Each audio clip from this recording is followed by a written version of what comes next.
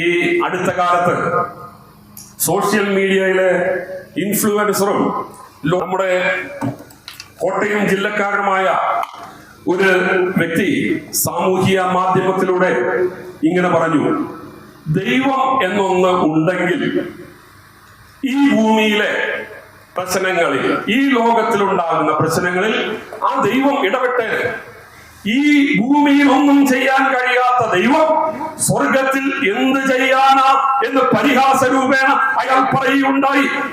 എന്ന് പറഞ്ഞാൽ ഈ ലോകസഞ്ചാരി പറഞ്ഞത് താൻ സഞ്ചരിച്ച ലോകരാജ്യങ്ങളിലൊന്നും ദൈവത്തെ കണ്ടില്ല, അതുകൊണ്ട് ദൈവം എന്നൊന്ന് ഇല്ല എന്നാണ് അദ്ദേഹം പറഞ്ഞു വെച്ചത്. എന്നാൽ ഇദ്ദേഹം കണ്ട ലോകരാജ്യങ്ങൾക്ക് അപ്പുറം കണ്ടിട്ടുള്ള ഒരു വ്യക്തിയെ കുറിച്ച് ഞാൻ ഇന്ന് നിങ്ങളോട് പങ്കുവെക്കാം.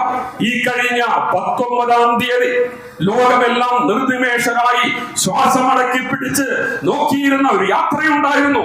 ബഹിരാകാശത്ത് നിന്ന് സ്പേസ് എക്സിന്റെ ക്രൂ ലൈൻ എന്ന ബഹിരാകാശ പേടകത്തിൽ കയറി ഇന്ത്യൻ വംശജയായ സുനിത വില്യംസിന്റെയും സംഘത്തിന്റെയും ഭൂമിയിലേക്കുള്ള യാത്രയായിരുന്നു അത്.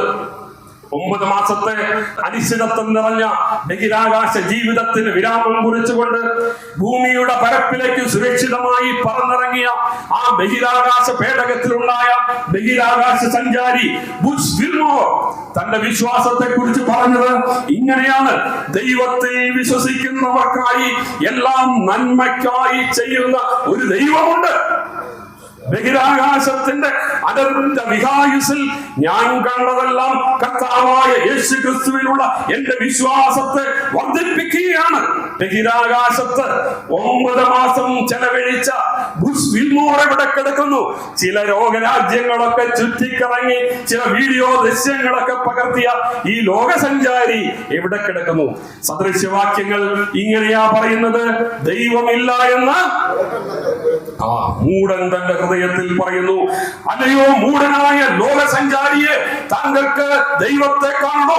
യേശുവിനെ കണ്ടാൽ മതി. അല്ലയോ മൂക്കന്നൂർ ദേശമേ, നിങ്ങൾക്ക് ദൈവത്തെ അറിയണോ? യേശുവിനെ അറിഞ്ഞാൽ മതി. അവൻ അദൃശ്യനായ ദൈവത്തിന്റെ പ്രതിമയാണ്.